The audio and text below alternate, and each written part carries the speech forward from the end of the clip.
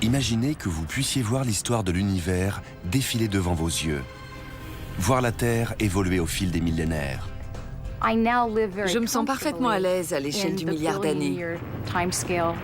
Quelqu'un d'autre pourrait trouver ça effrayant. La roche! On a atteint la roche! Hurrah! Nous sommes aujourd'hui en mesure de suivre le déroulement de ces changements à différentes échelles de temps.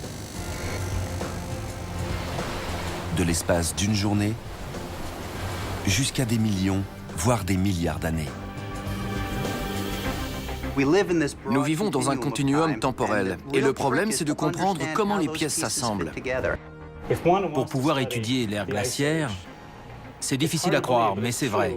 Il faut savoir comment les nuages changent d'un jour à l'autre. Pour les scientifiques, chaque échelle de temps est une nouvelle fenêtre ouverte sur le monde.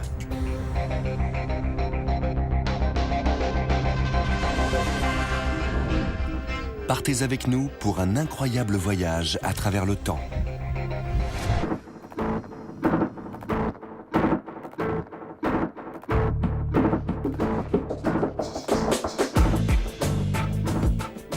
Un jour comme un autre sur la planète Terre.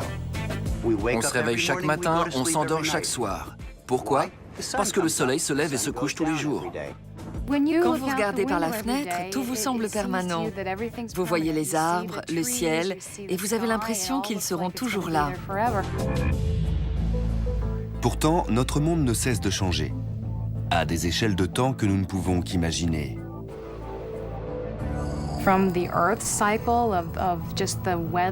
Depuis le cycle terrestre du climat et des saisons, celui du système solaire, avec la naissance et la mort des étoiles et des planètes, et jusqu'au cycle de l'univers tout entier.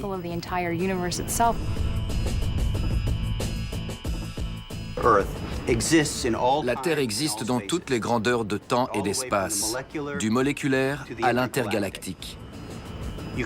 Impossible de comprendre comment il fonctionne si on n'est pas capable de jongler avec différentes échelles de temps. La plupart des phénomènes qui surviennent chaque jour autour de nous se produisent trop vite ou trop lentement pour que nous puissions les percevoir. Mais imaginez que vous puissiez suivre en accéléré les différentes phases de la Lune.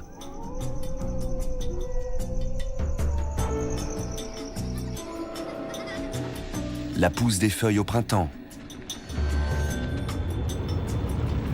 Ou la formation d'un glacier lors d'une nouvelle ère glaciaire.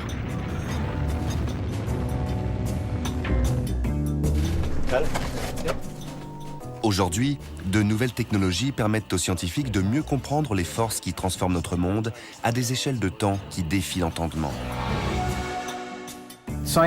La science a pour mission de poser des questions qui transcendent le cadre de nos vies personnelles. Parfois à des échelles de temps qui nous sont très peu familières. La science modifie notre perspective.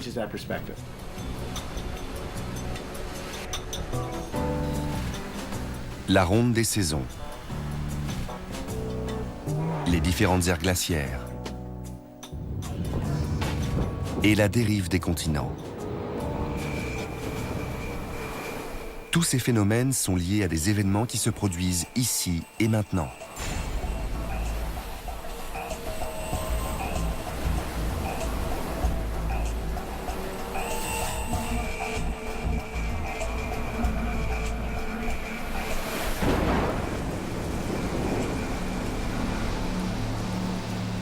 « 2h30 du matin.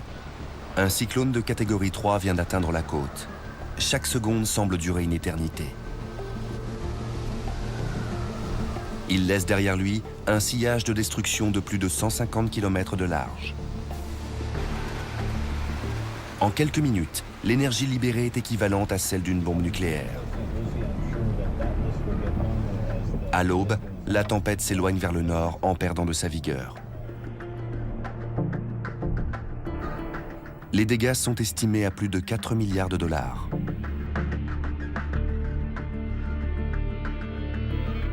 Quelles forces obscures ont déchaîné ce monstre? Ce n'est pas au plus fort de la tempête que les scientifiques peuvent trouver la réponse. Ils doivent envisager une échelle de temps plus grande, de l'ordre de la journée.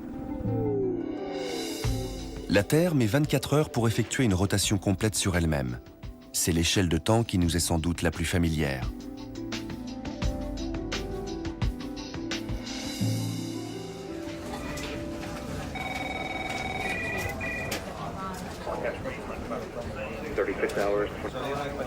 Au Centre national des ouragans, à Miami, les météorologues voient le monde à l'échelle de la journée.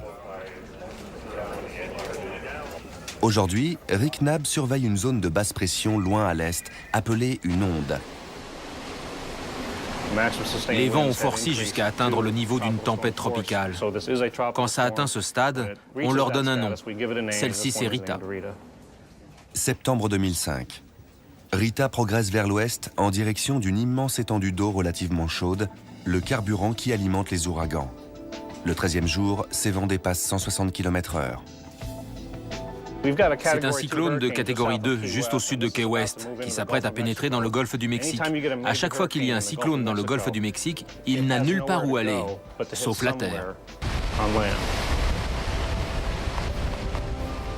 3 millions de personnes ont été évacuées avant la tempête grâce aux avis émis par le Centre national des ouragans.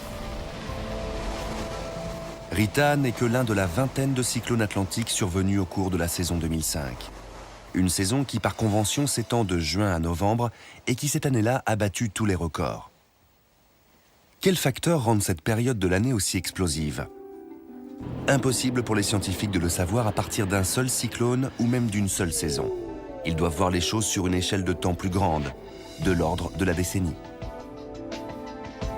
Le passage des saisons est riche en changements. Chaque année, les forêts reverdissent, prennent leur couleur d'automne, puis s'endorment sous la neige jusqu'à ce qu'un nouveau cycle recommence. Après un incendie, il faut une dizaine d'années pour qu'une forêt se reconstitue dans son intégralité. Depuis plusieurs décennies, on utilise les satellites pour surveiller l'évolution de la Terre année après année. Ce que nous essayons de faire à la NASA, c'est comprendre comment la Terre évolue et l'impact que cela exerce sur la vie. En la regardant depuis l'espace, nous découvrons des choses que nous n'avions jamais vues.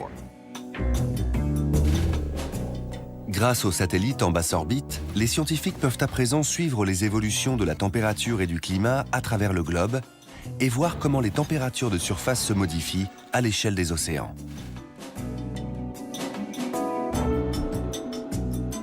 Et ils peuvent observer l'impact de ces changements sur la croissance du plancton dans la mer et de la végétation sur Terre. On condense ces données sur une échelle de temps plus courte pour pouvoir les observer à notre échelle humaine. Il me serait très difficile de rester assise pendant 10 ans à regarder changer la Terre. Pour visualiser une décennie, il faut les bons outils et une tournure d'esprit différente. Les changements qui s'étendent sur des décennies sont difficiles à appréhender parce que ce sont des durées très longues. Mais ces changements, bien qu'infimes, sont d'une importance cruciale pour le système climatique et ses effets sur nous. Tom Delworth ne vit pas dans la même échelle de temps que la plupart d'entre nous. En passant devant un certain feu rouge, je pourrais vous dire que c'est là que j'ai eu l'idée d'un article que j'ai écrit 6 mois plus tard. Les scientifiques sont des gens qui ont tendance à vivre dans leur tête. Pour moi, l'étude du système climatique est une passion. Ce chercheur étudie des phénomènes qui couvrent des dizaines d'années. Le système climatique est très complexe. C'est facile de s'y perdre. Pour voir comment le climat évolue sur de longues périodes, il crée des modèles informatiques. Le mieux, c'est de penser aux problèmes de manière visuelle. Pour cela, nous créons des modèles informatiques. Il y a des quantités d'expériences que nous pouvons mener sur notre planète Terre virtuelle. Ce que nous étudions, c'est la façon dont l'Atlantique change d'une décennie à l'autre. Tom Delworth veut savoir quels sont les facteurs qui influent sur la saison cyclonique. Il rentre un ensemble de paramètres dans son modèle informatique et regarde ce qui se passe. Différents facteurs interviennent. La température, la salinité, les changements de l'activité volcanique ou de l'activité humaine, l'augmentation des gaz à effet de serre, la manière dont les nuages se forment et renvoient la lumière du soleil dans l'espace. Son Atlantique virtuel obéit à un schéma qui intègre ces différents éléments. Il fluctue de décennie en décennie, devenant tour à tour plus ou moins chaud, plus ou moins sujet aux ouragans. Et le modèle correspond à la réalité. Les saisons cycloniques se présentent sous forme de cycles. Chaque ligne représente le trajet d'un cyclone. Dans les années 50, les saisons étaient intenses. Au milieu des années 80, elles se sont calmées. Et aujourd'hui, elles reprennent de la vigueur. Tous les 20 à 40 ans, la tendance s'inverse. C'est un peu comme le va-et-vient d'un pendule. On a quelques décennies qui sont chaudes, puis quelques décennies qui sont froides. Et on pense que ça a un lien avec la multiplication des cyclones depuis le début des années 90. Mais pourquoi? Pour le savoir, Delworth et ses collègues ont besoin de données supplémentaires. En effet, les phénomènes qui pourraient être à l'origine du cycle des ouragans se déroulent à une échelle de temps plus grande. De l'ordre du siècle.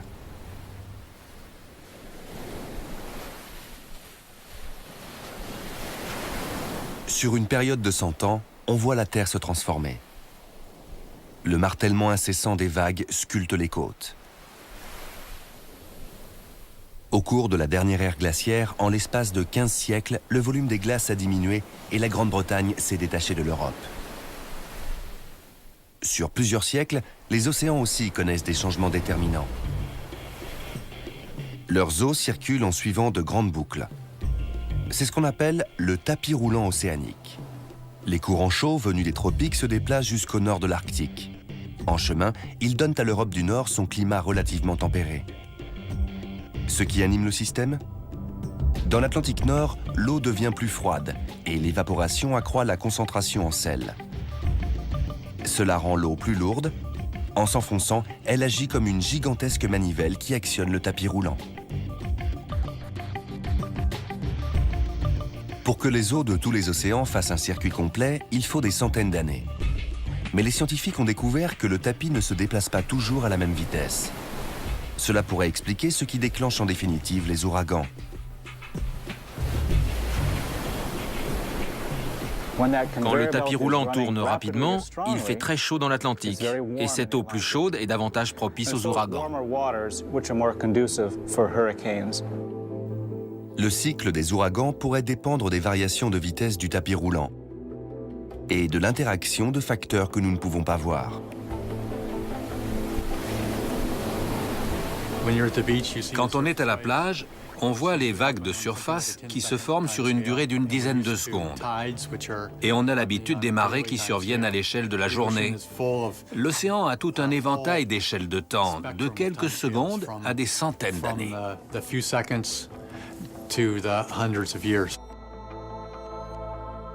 Les variations de vitesse du tapis roulant peuvent avoir un impact énorme sur le climat. Mais comment observer des évolutions qui couvrent plusieurs siècles? Ok, on peut y aller.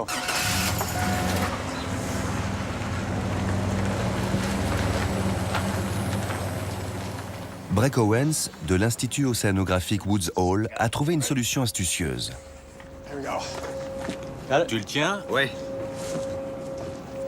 Le planeur sous-marin est un appareil qui glisse dans l'eau, un peu comme un planeur glisse dans l'air. Ça a l'air bien. Il effectue différentes mesures dans l'océan où il peut rester pendant 4 à 6 mois.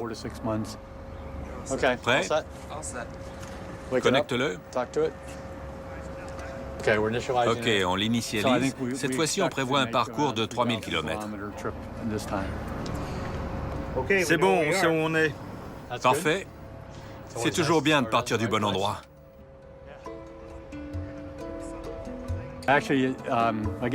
J'y suis très attaché. Je me rends compte que j'en parle comme d'un enfant qui part et dont j'espère qu'il va faire bon voyage. Le Spray Glider va parcourir l'Atlantique en mesurant la température, la salinité, la vitesse des courants et d'autres données. Il a été conçu selon un système ingénieux. Une batterie déplace un poids, ce qui modifie la flottabilité du planeur qui tour à tour s'enfonce, puis remonte. Ainsi, avec un minimum d'énergie, il peut parcourir des milliers de kilomètres. Toutes les 6 heures, il transmet ses données par satellite à Breck Owens qui en retour lui renvoie des instructions pour qu'il garde le cap. Pour le scientifique, c'est comme un jeu. Je ne peux pas résister au plaisir d'ouvrir mon navigateur pour voir ce qui se passe et à quoi ressemblent les données. Ma femme a fini par s'y faire. Avec le temps, Owens espère déployer toute une flotte de planeurs pour surveiller l'océan.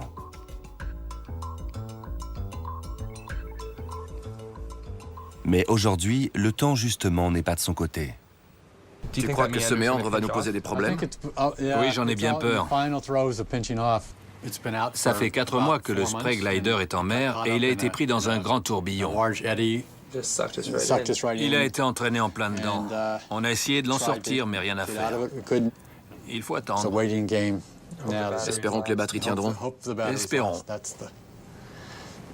C'est tout ce qu'on peut faire. Le Spray Glider n'a plus qu'une semaine d'autonomie. Il reste un espoir, un bateau de recherche qui s'apprête à prendre la mer. Si l'Océanus croise le Spray Glider, il pourra peut-être le récupérer. Donc voici ce qu'on fait maintenant, c'est le premier essai.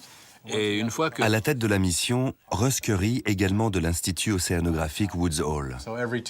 Donc toutes les 2 semaines, C'est super, ça va coïncider avec les mesures qu'on fait le long de la ligne W. On y va justement la semaine prochaine pour récupérer toutes les amarres et on a vraiment hâte de voir ça. et récupérer mon planeur, j'espère. J'étudie l'ensemble de la colonne d'eau, les propriétés des eaux océaniques et leurs modifications au fil du temps. Russ Curry analyse une multitude de données pour tenter de dégager des schémas dans l'évolution des océans. En adoptant des échelles de temps plus longues, on constate des changements plus importants. Elle s'intéresse notamment au réchauffement planétaire et plus précisément à son impact dans l'Atlantique Nord, l'endroit clé où les courants s'enfoncent et actionnent le tapis roulant.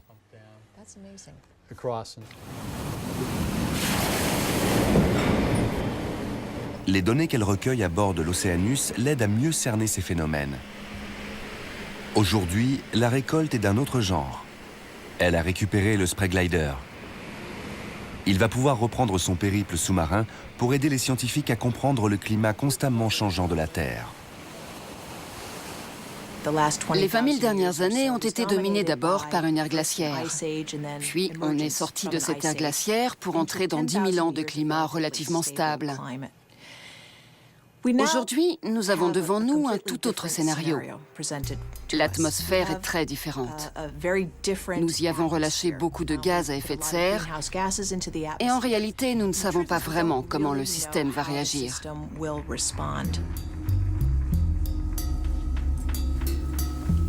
Qu'est-ce qui peut provoquer un changement radical dans le climat au point d'entraîner une ère glaciaire? Pour le savoir, il faut passer à une échelle de temps encore plus grande, de l'ordre du millénaire.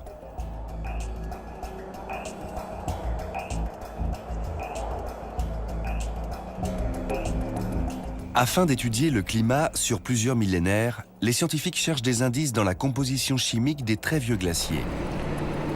C'est la raison pour laquelle ces chercheurs sont venus jusqu'au mont Coropuna, dans les Andes péruviennes. Ils ont pris la peine d'acheminer 6 tonnes de matériel de forage à plus de 6400 mètres d'altitude. Pourquoi? Parce que les tropiques sont la dynamo du climat de la planète. Plus on creuse profond, plus on remonte loin dans le temps. À cette profondeur, les couches deviennent si minces qu'il est difficile de les discerner. Elles sont en moyenne de 1,2 cm par an, ce qui fait 80 ans sur 1 mètre de long.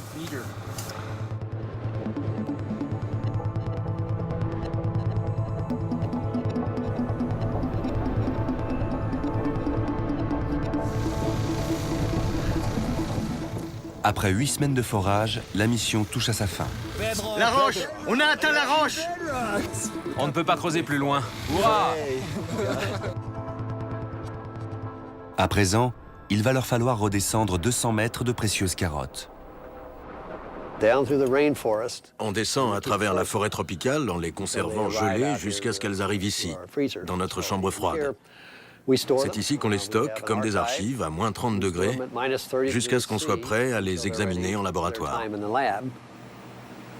L'Himalaya, le Kilimandjaro, les Andes, dans leur chambre froide de l'Ohio, Lonnie Thompson et son équipe ont rassemblé des carottes prélevées sur les principaux sommets tropicaux. C'est ici que la glace livre ses secrets. La composition chimique de chaque section apporte des données sur le climat de l'époque correspondante. Mais en datant la glace au carbone, Thompson se heurte à un mystère. La dernière ère glaciaire a commencé il y a environ 100 000 ans. Une date qui a été établie grâce à l'étude de la glace polaire. Thompson pensait donc que la partie la plus profonde de ces carottes s'était formée à ce moment-là. Mais ce n'est pas le cas. On a des carottes extraites à différentes latitudes, et la plus ancienne ne date que de 25 000 ans. On s'attendait à ce qu'elle soit beaucoup plus vieille. Il y a des moments en science où vous remettez en question tout ce que vous croyez savoir. Si la dernière ère glaciaire remonte à 100 000 ans, pourquoi n'a-t-on pas trouvé de traces de glace datant de cette époque à ces latitudes? La réponse est liée à la rotation de la Terre. Comme l'axe d'une toupie qui tourne, l'axe de la Terre se déplace lentement en décrivant un cercle. Il accomplit un cycle tous les 23 000 ans. Cela modifie l'orientation du globe par rapport à la chaleur du Soleil et donc l'endroit où tombent les précipitations. Lorsque l'axe se déplace, la ceinture des pluies se déplace du nord vers le sud et les tropiques. Selon le déplacement de l'axe, la ceinture des pluies monte ou descend, modifiant le schéma mondial des précipitations. Un glacier a besoin de deux choses, du froid et de l'eau. Il faut qu'il pleuve pour produire la neige qui forme un glacier. Or, il s'avère que pendant la dernière ère glaciaire, les tropiques étaient inhabituellement secs. Mais le changement d'orientation de l'axe n'est qu'un élément de la danse très élaborée qu'effectue la Terre autour du Soleil. Notre planète s'incline aussi, suivant un angle qui change tous les 41 000 ans. Dans le même temps, son orbite se modifie, passant du cercle à l'ovale, et ce cycle-là dure 100 000 ans.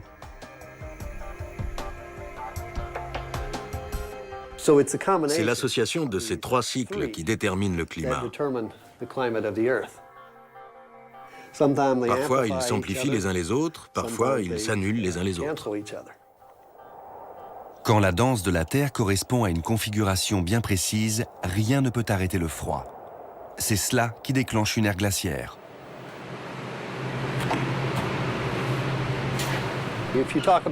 Les ères glaciaires sont comme les battements du cœur de la Terre.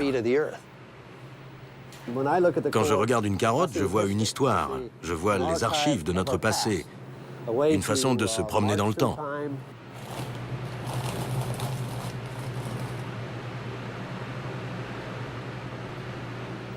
Thompson se sert de ces précieux échantillons pour comprendre la dernière ère glaciaire. Mais les ères glaciaires ont été nombreuses et pour les comprendre toutes, il faut un autre marqueur. Un marqueur qui couvre des millions d'années. Penser à l'être humain d'un point de vue géologique est très déroutant. Notre espèce existe depuis 70 000 ans, mais à l'échelle des temps géologiques, ça équivaut à une seconde. Ces chercheurs s'efforcent de comprendre le cycle climatique sur une échelle colossale. Et pour cela, ils vont chercher des indices au fond de l'océan.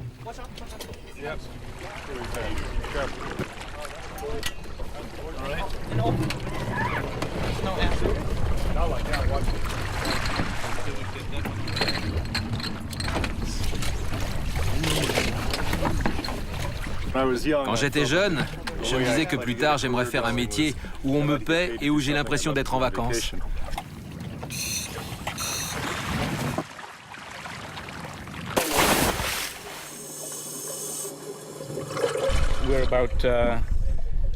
On est à 12 km au large de Porto Rico. On plonge pour ramasser des forames. Les forames, ou foraminifères, font partie du plancton. Ce sont des organismes microscopiques, de la taille d'une tête d'épingle. Quand ils s'amassent en quantité suffisante pendant suffisamment de temps, ils deviennent un composant essentiel de la croûte terrestre. En mourant, ils tombent et vont tapisser le plancher océanique.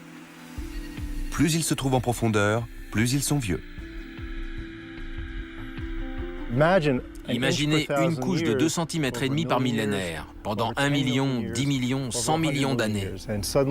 Accumulés au fond de l'océan, il y a des kilomètres de carbonate de calcium provenant de ces microscopiques squelettes. Regardez ces falaises derrière nous. Elles ont été créées par des organismes comme les coraux et les foraminifères, dont les squelettes se sont accumulés couche après couche. Le squelette des foraminifères est appelé test. Il porte la signature chimique de son époque. Le test contient des renseignements sur l'environnement dans lequel il vivait. La microchimie du test renferme des informations. Les foraminifères conservent la trace de l'histoire de la Terre sur des centaines de millions d'années. Comme avec les carottes glaciaires, les géologues se servent de leurs tests pour reconstituer les cycles climatiques. On étudie les foraminifères fossiles qui vivaient il y a des centaines de milliers, voire des millions d'années. En extrayant les informations chimiques contenues dans leurs tests, on peut reconstituer ce à quoi ressemblait l'océan autrefois. Mais les foraminifères ne sont pas des observateurs neutres. S'ils aident les scientifiques à comprendre les évolutions à long terme, ils jouent eux-mêmes un rôle dans l'apparition de ces évolutions. Chacun de ces minuscules organismes est composé de l'élément vital de la Terre, le carbone, qui accomplit un incroyable cycle. Le carbone descend à travers l'atmosphère sous forme de dioxyde de carbone. Là, il est absorbé par les foraminifères et d'innombrables autres organismes. En mourant, ceux-ci forment des couches de carbone qui s'intègrent à la boue et à la roche. Les plaques terrestres sont donc imprégnées de carbone. Lorsqu'elles se déplacent, la pression augmente, chauffant la roche. Le carbone repasse alors à l'état gazeux et est libéré dans l'atmosphère à la faveur des éruptions volcaniques. La Terre géologique et la Terre biologique sont deux systèmes étroitement liés. Les grandes évolutions qui se produisent sur des millions d'années seraient impossibles sans les organismes qui influent sur la chimie des sols.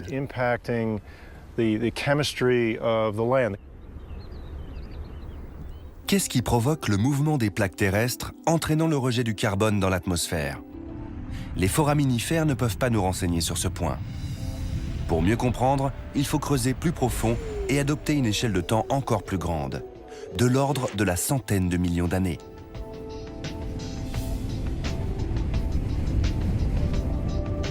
Au cours des dernières centaines de millions d'années, les continents que nous connaissons aujourd'hui se sont déplacés comme un puzzle à la surface de la Terre. Harold Tobin veut savoir quelles sont les forces qui déplacent les continents. Il faut ouvrir les yeux sur ce qui se trouve autour de nous. Quand on regarde une montagne, on se rend compte qu'elle est le résultat de toute une série de phénomènes géologiques qui se produisent sur de très longues durées. Pour étudier ces phénomènes, Tobin a rejoint un navire océanographique au sud-ouest du Japon, dans une région où le déplacement des plaques continentales déclenche de nombreux séismes.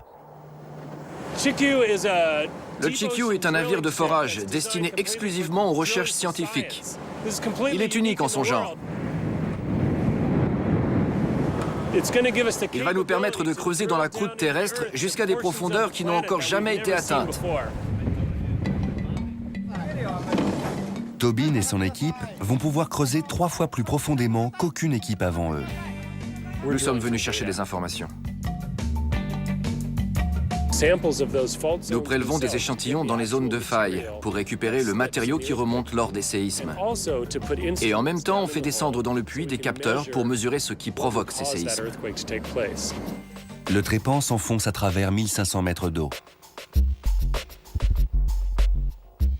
Une fois au fond, il va forer un puits dans le plancher océanique. Un système appelé riser permet de faire remonter les sédiments jusqu'à la surface pour les analyser.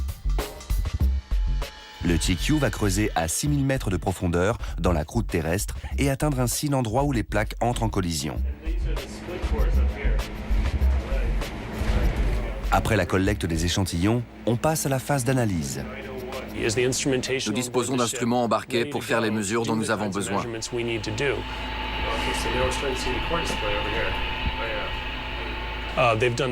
Un premier échantillonnage de certaines carottes a été fait en mer. Ce sont des matériaux prélevés au large du Japon. Et là, nous sommes venus à bord pour mener à bien l'analyse en laboratoire.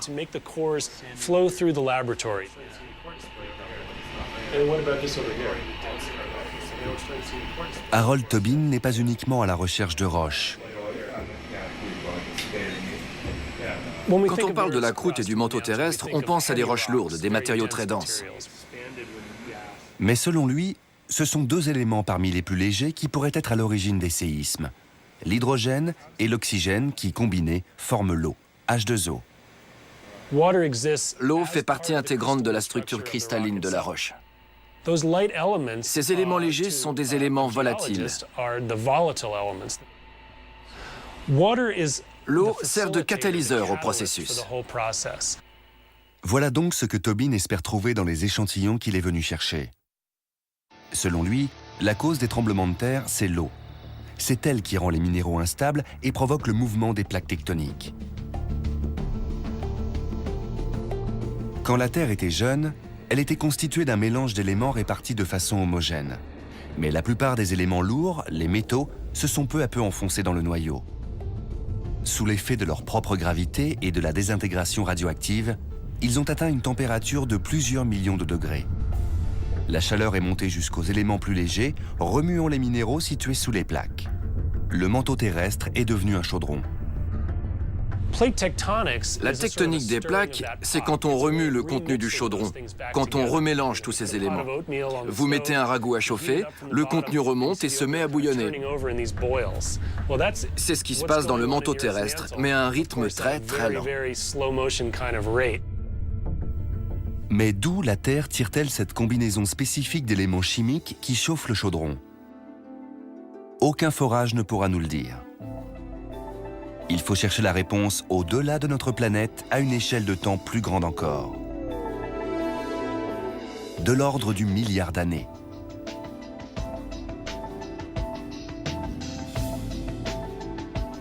Je me sens parfaitement à l'aise à l'échelle du milliard d'années. C'est là que je vis.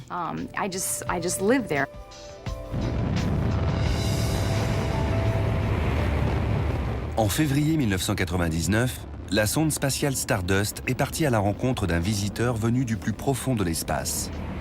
Après avoir parcouru 3 milliards de kilomètres, elle s'est approchée de sa cible, Wild 2, une comète en provenance des confins du système solaire. La mission de Stardust, recueillir quelques-unes des particules laissées par la comète dans son sillage. Ce que nous apprendrons de ces échantillons viendra s'ajouter à ce que nous avons déjà appris grâce à d'autres particules récupérées dans l'espace, comme ce grain de poussière.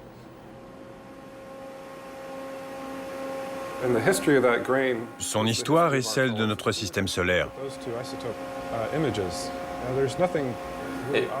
Il a été créé dans le nuage de vapeur éjecté lors d'une explosion d'une étoile en supernova.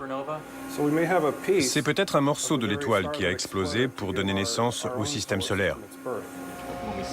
Quand on voit ça, on a l'impression d'un condensé de supernova. Dès que je l'ai vu, j'ai su que c'était inhabituel. Je n'avais encore jamais rien vu de tel. Grâce à la composition chimique de ce grain de poussière, on sait désormais que chaque étoile est une usine à éléments. Les étoiles prennent des éléments légers comme l'hydrogène et l'hélium et les fusionnent par des réactions nucléaires pour créer des atomes plus lourds, jusqu'à ce qu'ils se forment du fer et que le carburant vienne à manquer. Alors le cœur s'effondre et l'étoile explose.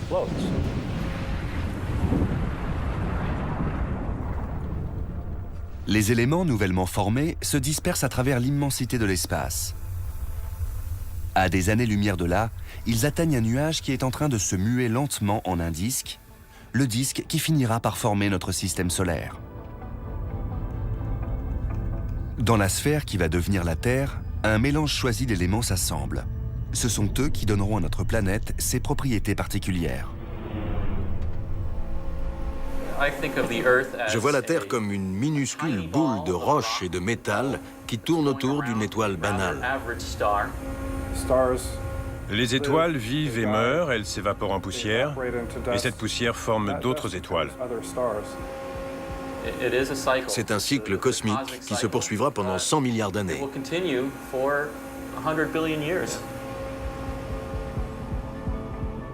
Comment se terminera ce cycle?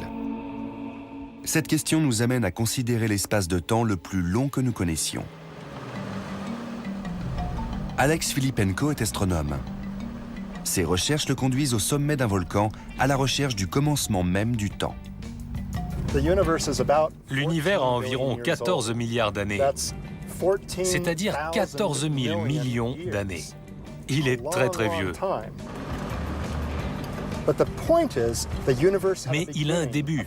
Il est né à un instant fini du passé. Ce qu'on voudrait comprendre, c'est s'il va continuer à exister à l'infini. Quel est le cycle de vie du cosmos? Pour tenter d'en savoir plus, Filippenko est allé à Hawaï où se trouve le télescope le plus puissant du monde, l'observatoire de Keck.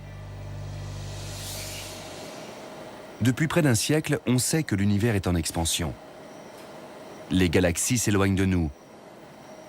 Mais vont-elles un jour céder à l'attraction gravitationnelle? Cette force, telle un élastique trop tendu, va-t-elle les ramener de nouveau vers nous? Pour le savoir, Filippenko mesure la vitesse de galaxies situées à des milliards d'années-lumière pour voir comment l'expansion de l'univers a évolué au fil du temps. Il espère ainsi comprendre le comportement du cosmos à l'échelle de temps la plus grande de toutes, l'éternité. Même pour l'objet le plus lumineux, l'analyse n'a presque rien donné. L'attente est parfois longue. Allez, on y va, Chuck et Heather. Avec tous ces nuages, inutile d'observer le champ profond de Hubble. On ne verra pas de décalage vers le rouge, ni même la moitié d'une supernova dans ces conditions. Ce qui m'ennuie, c'est ce nuage ici. Malheureusement, il y a des nuages qui passent au-dessus de l'observatoire et nous empêchent de voir les supernovae qui se trouvent à des milliards d'années-lumière, parce qu'elles sont très très peu lumineuses. Pour Filippenko, les supernovae issues de l'explosion de naines blanches servent à mesurer les distances dans l'espace. Les supernovae de type 1A ont toutes la même luminosité intrinsèque. Elles sont comme une lampe de poche. En mesurant leur luminosité observée et en la comparant à leur luminosité connue, on peut en déduire leur distance. Moins la supernova est lumineuse, plus la galaxie qui la contient est éloignée. Mais pour calculer le taux d'expansion, il faut aussi déterminer à quelle vitesse cette galaxie se déplace. On regarde comment sa lumière évolue, soit vers des couleurs plus rouges si elle s'éloigne de nous, soit vers des couleurs plus bleues si elle se rapproche. Les plus grandes ondulations ont disparu. J'ai l'impression que les nuages se sont un peu dissipés, mais l'observation risque d'être difficile. Qu'est-ce que tu en penses? Je pense que c'est faisable. Bon, guidage désactivé. Parfois, une occasion se présente. Je pense qu'on peut espérer observer une supernova située à 6, 7 ou 8 milliards d'années-lumière. J'ai du mal à distinguer un continuum. Il y en a un petit ici. En plissant les yeux, on l'aperçoit. Et enfin... Ah, ça y est. Regarde-moi ça. Super. Filippenko a ainsi observé une supernova située à 6 milliards d'années-lumière. Or, sa lumière était décalée vers le rouge. Cela ne pouvait vouloir dire qu'une chose, l'expansion de l'univers ne ralentit pas. Bien au contraire, elle s'accélère.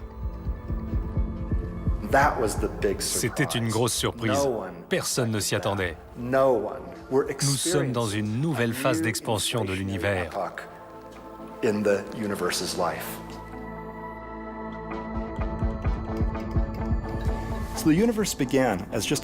Au départ, l'univers était un minuscule point de matière. On ne sait pas comment il est apparu, mais c'était comme un petit point. Et puis, en un clin d'œil, il a commencé à se gonfler très très vite, comme un ballon.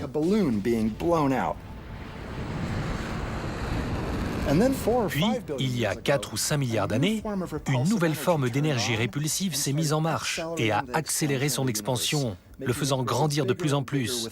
Et cette expansion continue de s'accélérer. Mais pourquoi? Quelle force pourrait pousser l'univers à se dilater pendant des milliards d'années? Il pourrait s'agir d'une série de phénomènes subatomiques survenant à l'échelle de temps la plus brève qu'on puisse imaginer.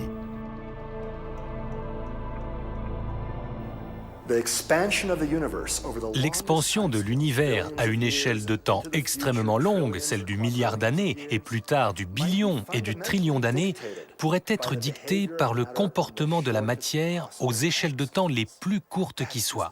C'est tout simplement extraordinaire. Qu'est-ce qui fait que le vent souffle aujourd'hui? Est-ce l'expansion des galaxies lointaines?